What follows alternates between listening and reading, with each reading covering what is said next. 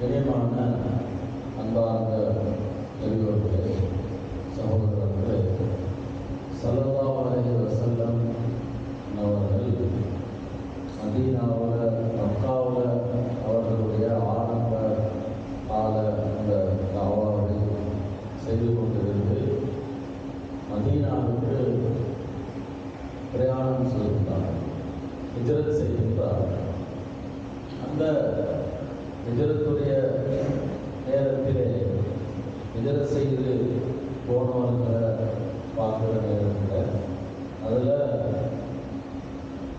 அநேகமாக எல்லாருடைய தாடியும் கருத்து நிலைமையில் தான் இருந்துச்சு.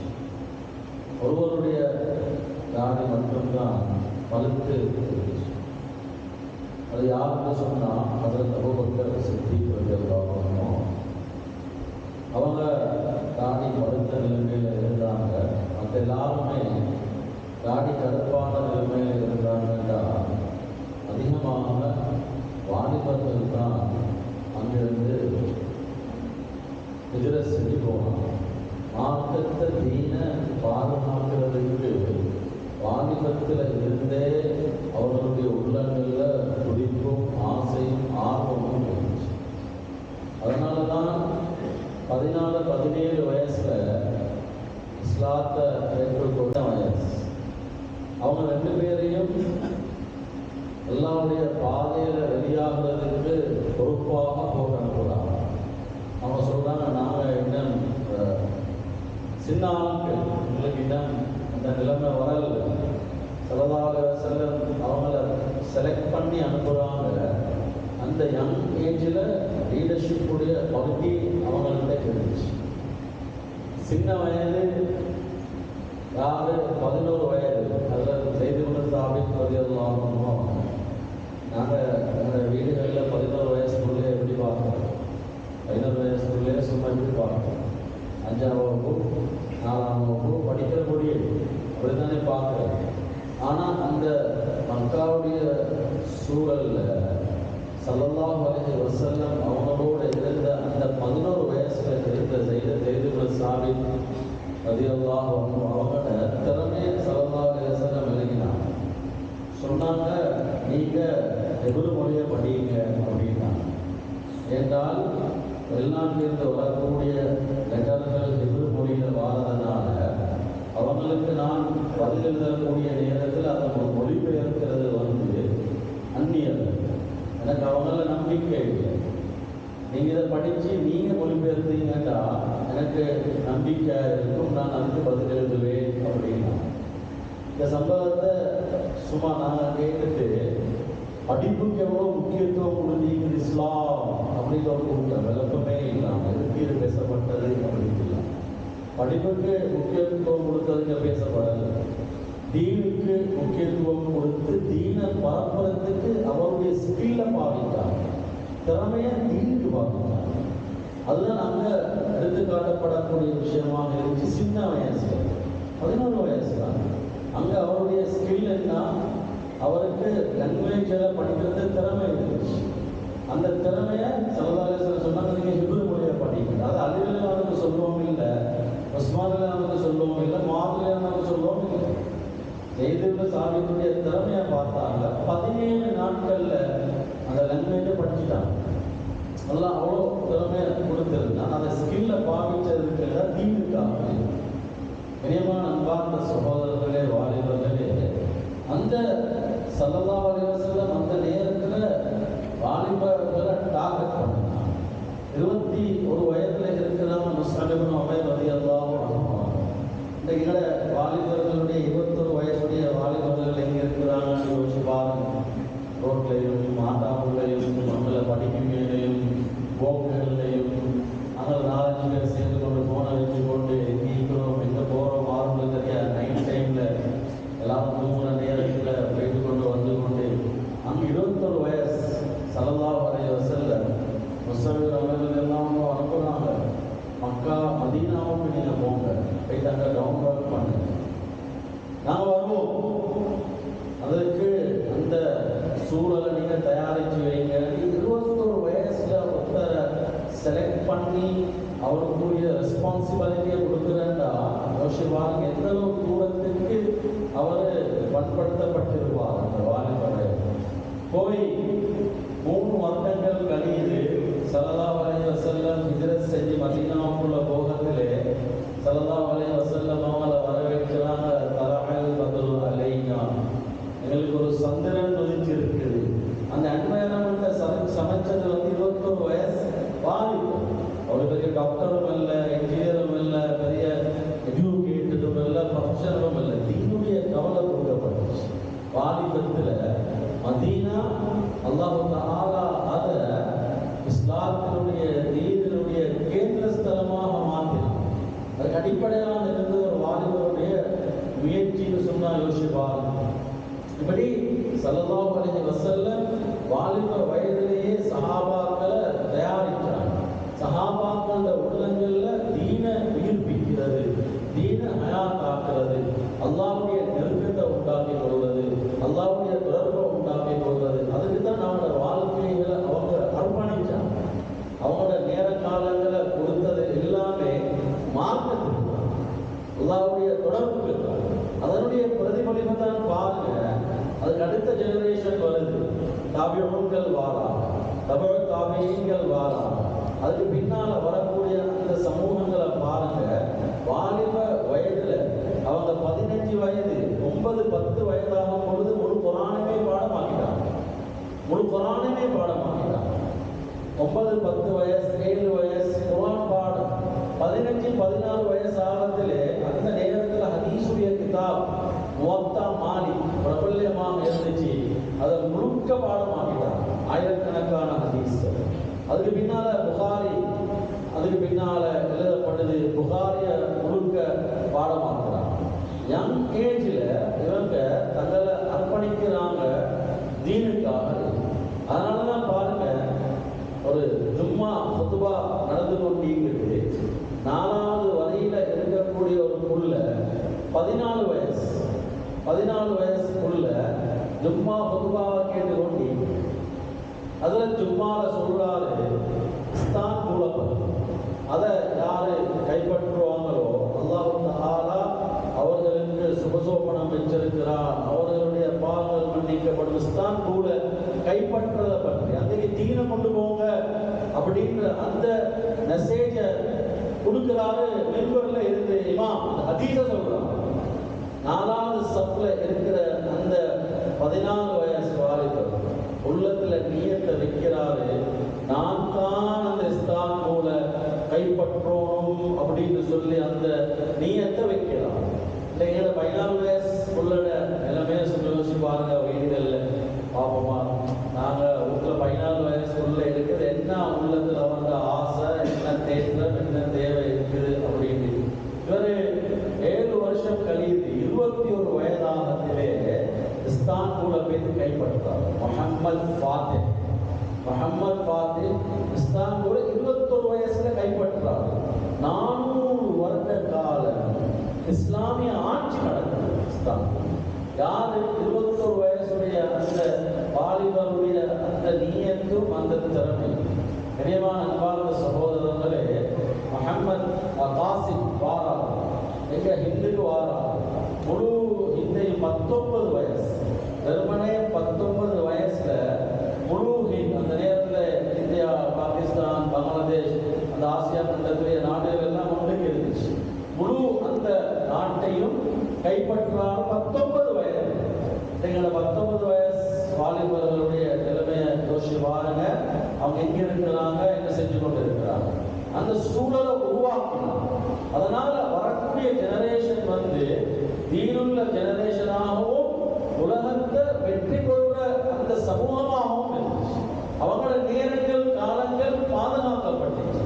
அதனாலதான் இஸ்லாமிய வரலாற்றில் Islamic civilisation in Islamic history more than 800 years, 800 வருடங்களுக்கு மேலாக இஸ்லாத்தினுடைய அந்த மறுமலர்ச்சி, அந்த இஸ்லாத்தினுடைய செழிப்பு வரலாறு மறக்க முடியாத ஒன்று. ஏன் எல்லா துறைகளிலையும் யார் இருந்தாங்கன்னா முஸ்லீம்கள் தான். எந்த செக்யூலரிசத்துக்கும் மாட்டிப்படல. முஸ்லீம்களை பார்த்து பயந்தாங்க. முஸ்லீம்களை கிட்ட போறதுக்கும் தயாராகிறது இல்லை. ஏண்டா மார்க்கம் இருந்துச்சு, தீன் இருந்துச்சு, அல்லாஹ்வோட பயம் இருந்துச்சு, தக்வாவுடைய வாழ்க்கை இருந்துச்சு, பேணுதல் இருந்துச்சு. உலக அடிப்படையில் பார்க்கிற நேரத்தில் எல்லா துறைகளிலையும் முஸ்லீம்கள் தான் முன்னுக்கு இருந்தாங்க. அது மருத்துவத்துறையாக இருக்கையிலும், மெடிக்கல் ஃபீல்டாக இருக்கையிலும், அல்லது அது பொருளியல் துறையாக இருக்கையிலும், அல்லது அது அஸ்ட்ரானமி வானவியல் சாஸ்திரமாக இருக்கையிலும், அஸ்ட்ராலஜி செல் மூசா ஹவாசினி ரஹ்மத்துல்லாஹ் போன்றவர்கள் எல்லாம் முஸ்லீம்கள் தான். மருத்துவத்தில் சத்திர சிகிச்சை காட்டி கொடுத்தது யாரு? அபூ சீனா ரஹ்மத்துல்லாஹ். அவரு ஒரு ஆலிம், குர்ஆன் ஹதீஸ் ஃபிக்ஹ் படிச்ச ஒரு ஆலிம். அவரு புத்தகங்கள் எழுதினாரு, கெமிக்கலை பற்றி, ரசாயனத்தை பற்றி, ரசாயனவியலை பற்றி. இன்றைக்கு எங்களோட நாட்டிலையும் அவருடைய புத்தகங்கள் படிச்சு கொடுக்கப்படுது. எங்களோட நாட்டுடைய யூனிவர்சிட்டிஸ்ல, மெடிக்கல் ஃபேக்கல்ட்டியில அவரோட போட்டோ போடப்பட்டு, தலப்பா கட்டி பெரிய தாடியோட அவரோட போட்டோ இருக்கு. எங்களோட நாட்டில் மெடிக்கல் ஃபேக்கல்ட்டியில வாசல் அல்லாஹ் தஆலா அப்படியான ஒரு நிலைமையை கொடுத்திருந்தான். ஏன்? அவங்க வாழ்க்கையை அர்ப்பணிச்சது மார்க்கம், தீன். இன்னைக்கு மேத்தமேட்டிக்ஸை பற்றி பேசுறதுல இன்டர்ஃபெரோமெட்ரி, ஜியோமெட்ரி இதெல்லாம் பற்றி எத்தனை பேருக்கு தெரியுமோ தெரியாது. ஆனா இதுல சாதனை படைச்சவங்க யாருன்னு சொன்னா முஸ்லீம்கள் தான். 400ல வாழ்ந்த சில எங்களுடைய உலமாக்கள் அல்லாஹ் எவ்வளவு திறமையா கொடுத்திருந்தான்னு சொல்லி சொன்னா, ஒரே நேரத்துல 2 கையாலையும் எழுதுவாங்க, 2 காலாலையும், 2 கையாலையும் 2 காலாலையும் ஒரே நேரத்தில் எழுதுவாங்க. யோசிச்சு பாருங்க, ஒரு கையால் எழுதுறதுல பற்ற பாடு, கையெழுத்துக்களை பாருங்க. வேற வாலிபர்கள் எங்க பிள்ளைகளை கூப்பிட்டு கொப்பியலை பாருங்க, கையெழுத்த பாருங்க, எப்படி கையெழுத்து இருக்குது அப்படின்னு சொல்லி. அது அந்த காலத்துல அந்த அளவு தூரத்துக்கமான நேரங்காலங்கள் பயன்படுத்தப்பட்டதனால இன்றைக்கு அவங்களோட சாதனைகள் பேசப்படுது. அவங்களோட சாதனைகளை தான் பின்னால இன்றைக்கு வெளியில கொண்டு வாங்க. யாரு? கலீலியோ வந்து கிறிஸ்துவ 800ல வந்து 1800ல வந்து சொல்றாரு, உலகம் வந்து உருண்டையானது அப்படின்னு சொல்லி. அவருடைய தியரியை வந்து கிறிஸ்டியன் ஃபாதர்ஸ் மார்கள் வந்து பிழையாக பார்த்தார். என் காரணம் தான் இது பைபிள்ல சொல்லப்பட்டதுக்கு நேர்மாற்றம், எனவே கொண்டு போய் தூக்குல போடுங்க அப்படின்னா. யாருன்னா தூரத்தில் இருக்கக்கூடிய ஒரு பொருளை கிட்ட வாங்கி பார்க்கறதுக்கு என்ன செய்யலாம் என்று சொல்லி முயற்சி செஞ்சு அவரு தான் டெலஸ்கோப்பை மாட்டி கொடுத்தார். ஆனா ஹிஜ்ரி 150 200ல வாழ்ந்த உலமாக்கள் அப்பயே பயன்படுத்தி இருக்கிறாங்க. தண்ணியை வச்சு, ஒவ்வொரு பொருட்களை வச்சு, தூரத்தில் உள்ள ஒரு பொருளை கிட்ட வாங்கி பார்க்கறதுக்கு என்ன செய்யலாம் அப்படின்னு. நீங்கள் ஹெலிகாப்டர் அதை ரைட் பிரதர்ஸ் தான் கண்டுபிடிச்சு உலகத்தை அனுபவப்படுத்தி இருக்கிறார். ஆனா ஹிஜ்ரி 300ல என்னோட உலமாக்கள் வந்து எப்படி மேல நாங்க பறக்க, குர்ஆன் அல்லாஹ் தஆலா சொல்றானே பறக்கிறத பத்தி அப்படின்னு அந்த நேரத்தில் ரிசர்ச் பண்ணி செஞ்சிருக்கிறார். அந்த அளவு தூரத்துக்கு அவனோட நேரத்தை, காலத்தை பிரயோஜனமான விடயங்கள்ல போட்டிருந்தார். ஏன்? அவங்களுக்கு கொடுக்கப்பட்ட பக்குவமான வாழ்க்கை வழிகாட்டப்பட்டுச்சு. வாலிபர்கள் சும்மா விடல, சும்மா வளர்றதுக்கு விடல, அவங்களுக்கு சரியான மார்க்கத்துடைய வழிகாட்டப்பட்டுச்சு, தீனுடைய வழிகாட்டல் இருந்துச்சு, ஈமானுடைய அந்த முயற்சி அவர்களுக்கு செய்யப்பட்டுச்சு. அதனால அந்த ஜெனரேஷன் வளர்ந்துட்டு வார நேரத்தில் தனி புத்தகமே இருக்குது, முஸ்லிம் சயின்டிஸ்ட் அப்படின்னு சொல்லி. கிட்டத்தட்ட 100க்கும் மேற்பட்ட இஸ்லாமியர்கள் சயின்டிஸ்டெல்லாம் இருந்தாங்க. யாரும் தீனை விட்டு மார்க்கத்தை விட்டல்ல, மார்க்கத்தோடு அநேகமானவங்க உலமாக்களாக தான் இருந்தாங்க, குர்ஆனை பாடமாக்கினவங்களாக இருந்தாங்க. அதனால் இந்த வட்டாரத்துக்குள்ளால் உட்கார்ந்து கொண்டு உலகத்துக்கு சேவைகளை செய்தாங்க. வெறுமனே அவங்களுடைய அந்த அந்த அந்த உலக லாபம் அப்படின்னு இருக்கல்ல, குர்ஆனுடைய, ஹதீஸுடைய, தஃசீருடைய, ஃபிக்ஹுடைய, மார்க்கத்துறையில என்னென்ன முயற்சிகள் அதிலையும் முன்னுக்கு போனாங்க. எங்களை இந்த துறையிலையும் அவர்களுடைய வளர்ச்சி எந்த அளவுக்கு மைண்ட் கண்ட்ரோல் பண்ணப்பட்டவங்களா, பர்சனாலிட்டி டெவலப் பண்ணப்பட்டவங்களா இருந்தாங்கன்னா, அந்த சிலுவை யுத்தம் நடக்குது குருசி, more than 200 years 14 டைம்ஸ், 200 வருடங்களுக்கு மேலாக 14 முறை நடக்குது. அந்த இடத்துல அந்த கிறிஸ்துவர்களுக்கு காயம் ஏற்படுத்தி அவங்க ட்ரீட்மெண்ட் பண்றாங்க. ட்ரீட்மெண்ட் பண்ற நேரத்துல முஸ்லீம்கள் பார்த்து சொல்றாங்க, நீங்க செய்யற ட்ரீட்மெண்ட் பிழை, இந்த ட்ரீட்மெண்ட் சரி வராது, நாங்க உங்களுக்கு மருத்துவத்தை சொல்லி தாரோம். மருத்துவத்தை காட்டி கொடுத்ததே முஸ்லீம்கள் தான். நாங்க தான் மருத்துவத்தை காட்டி கொடுத்தது வரலாற்று. நாங்க தான் அந்த உண்மையான மருத்துவம் தான் என்னன்றதை அறிமுகப்படுத்தினோம். ஆனா இந்த நேரத்துல இப்ப யோசிச்சு பாருங்க, வரலாறு கோல்டன் ஏஜ் இஸ்லாமிக் ஹிஸ்டரி அப்படியே வரலாறு இன்டலெக்சுவல் எங்களோட சிந்தனை போக்கள் எல்லாம் மாற ஆரம்பிச்சு மார்க்கத்தை விட்டு தீனை விட்டு அல்லாஹ்வுடைய குணத்தை விட்டு எங்களோட வாலிப சமூகத்தை பிரிக்க ஆரம்பிச்சாங்க, தூரமாக்கிட்டாங்க. வெறுமனே கல்விங்கிற பேரை கொடுத்தாங்க, சம்பாதிக்கிற பேரை கொடுத்தாங்க. வெறுமனே இதாலதான் சமூகத்துல முன்னுக்கு போகலாம் அப்படின்ற மட்டும் மோசமான தவறான கருத்துக்கள் உள்ளால புகுத்தப்பட்டு வாலிபர்களை கலட்டி எடுத்தாங்க. வாலிப பெண்களை தீனை விட்டு தூரமாக்கினாங்க. பெண்களுடைய வரலாறும் அற்புதமான ஒரு வரலாறு. பெண்களும் அந்த நேரத்தில் அவர்களுடைய மார்க்கத்துடைய வரையறைகளுக்கு உள்ளான இருந்து தீன அவங்க முன்னுக்கு ஈடுபட்டாங்க, மார்க்கத்துடைய இருந்தாங்க, அவர்களுடைய தனிப்பட்ட திறமைகளையும் வளர்த்து கொண்டாங்க. கையால குர்ஆன் எழுதுவாங்க, கையால குர்ஆனை எழுதி வார ஹஸ்பண்ட் கல்யாணம் முடிஞ்சதுக்கு பின்னால ஹஸ்பண்டுக்கு குர்ஆனை கிஃப்ட் பண்ணுவாங்க. இது நான் என்னுடைய கையால எழுதின குர்ஆன் அப்படின்னு ஹேண்ட் ரைட்டிங்ல அந்த கலிகிராஃபர்ல அரபிக்ல கலிகிராஃபர்ல ஹை டேலண்டட் உள்ளவங்களாக இருந்தாங்க. வாலிப பெண்கள் அவர்களுடைய அந்த திறமைகள், அவங்களோட யுத்தங்களுக்கு அல்லட பாதையில பெண்கள் போவாங்க. அங்க பெரிய ஹாஸ்பிட்டல்ஸ் இருக்குல்ல, டாக்டர்ஸ் இருக்குல்ல, ஸ்பெஷலிஸ்ட் இருக்குல்ல, அங்க கைனகாலஜிஸ்ட் இருக்குல்ல, நியூரோலஜி, ரெஃப்ராலஜி மொத்தம் இருந்தது வீட்டு பெண்கள். ஒவ்வொரு பெண்ணும் அந்த பெண்ணிடத்துல மருத்துவத்துடைய அறிவு இருந்துச்சு.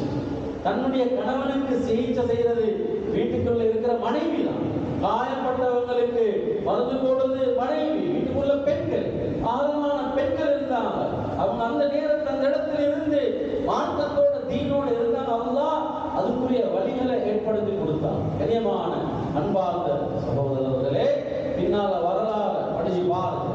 ஒவ்வொரு துறையிலையும் இமாம் புகாரி, இமாம் முஸ்லிம், இமாம் திர்மிதி, இமாம் நஸஈ எல்லாம் பேரெல்லாம் சொல்றோமே, இந்த சமூகத்தை உருவாக்கினது யாரு? பெண்கள். வீடுகளுக்கு உள்ளால இருக்கக்கூடிய பெண்கள் தான் உருவாக்கினது. அவங்களுக்கு கரியர் கைடன்ஸ் ப்ரோக்ராம், இப்ப ஓ லெவல் முடிக்கிறதுல பாருங்க career guidance program, A level முடிக்கிறதுல career guidance program, in future நீங்க என்ன செய்யணும், எப்படி உங்களை அமைச்சு கொடுக்கணும், அவங்களுக்கு வழிகாட்டப்படுது.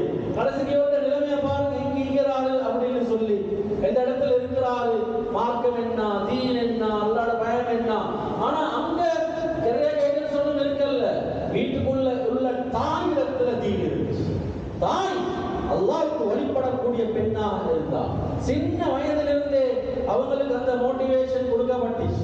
வீடுகளுக்குள்ளால அந்த திறமை இருந்துச்சு. பக்தாதுல மட்டும் பக்தாதுடைய அந்த கவர்னர் தன்னுடைய மகனுக்கு ஒரு மாப்பிள்ளை செலக்ட் பண்ணோம். இப்ப அந்த ஒரு பெண்ணை செலக்ட் பண்ணோம். இந்த மகனுக்கு ஒரு பெண்ணை நான் செலக்ட் பண்ணணும். அந்த பெண் குர்ஆனை மனனம் செஞ்ச பெண்ணாக இருக்கணும். யாரு? பக்தாதுடைய அந்த கவர்னர் அவரை யோசிக்கிறார். அதுக்கு என்ன செய்யலாம்? வீடா போய் கேட்க முடியாது. இஷாவுக்கு பின்னால் ஒரு அலான் பண்றாங்க, நான் என் மகனுக்கு ப்ரப்போஸ் பண்றேன் ஒரு பெண்ணை, அந்த பெண் குர்ஆனை மனனம் செஞ்ச பெண்ணாக இருக்கும். அப்படி மனனம் செஞ்ச பெண்கள் எந்த வீட்டுல இருக்கிறாங்களோ அந்த வீட்டுல தஹஜ்ஜுடைய நேரத்துல ஒரு விளக்க நீங்க பத்த வைங்க, நாங்க விளங்கி கொள்வோம், அந்த வீட்டுக்கு நாங்க கல்யாணம் பேசி வருவோம். இதுதான் நேரம். தஹஜ்ஜுத் நேரத்துல எழுப்பி வெளியில பாக்குறாங்க, முழு வீடுகள்லையும் அந்த வெளிச்சம் பத்தி கொடுத்து, எல்லா வீடுகளில் இருந்த அந்த பெண்கள் எல்லாமே குர்ஆனை மனனம் செஞ்சவங்களா அதுக்கு அடுத்தது சொன்னாங்க அந்த நேரத்தில் முவத்தா மாலிக், இமாம் மாலிக் ரஹிமஹுல்லாஹுடைய முவத்தா, அதுதான் அந்த நேரத்தில் பிரபல்யமாக இருந்துச்சு. குர்ஆனுக்கு அடுத்த அந்தஸ்து ஹதீஸ்ல முவத்தா மாலிக் கொடுக்கப்பட்டுச்சு. அப்ப சொன்னாங்க முவத்தா மாலிக்க யாரு பாடமாக்கி இருக்கிறாங்களோ அந்த பெண்ணுக்கு தான் என் மகன் நான் திருமணம் முடிச்சு கொடுப்பேன். அப்படி பாடமாக்கின வீடு இருக்கிறவங்க வீட்டுல நீங்க ஒரு விளக்க பத்த வைங்க அப்படின்னா அடுத்த நாள் தாஜத்துல எழுந்து வெளியில போய் பார்த்தா முழு வீடுகள்லயும் அந்த விளக்கு பார்த்து ஆயிரக்கணக்கான ஹதீஸ வீட்டுக்குள்ள இருந்து பாடமாக இருக்கிறாங்க.